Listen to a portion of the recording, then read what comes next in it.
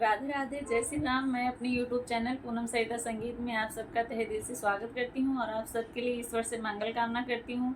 आज हम लोग बहुत सुंदर नाच गीत लेके आए हैं। आप लोग सुनिए, पसंद आया तो वीडियो को लाइक करिएगा। हमारे चैनल पर नए हैं तो हमारे चैनल को सब्सक्राइब करिए और गाना कैसा लगा कमेंट बॉक्स में ज़रूर बताइएगा। और अपने आशीर्वाद के रूप में हमारे वीडियो को अंत तक ज़रूर बने रहिए और हमारे वीडियो को ज़्यादा से ज़्यादा शेयर करिए। Thank you.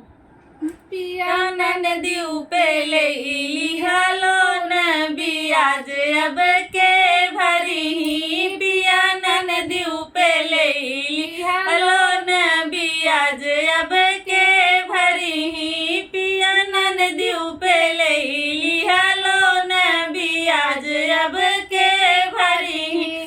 ससुरू तक घर की सनिया, ससुरू तक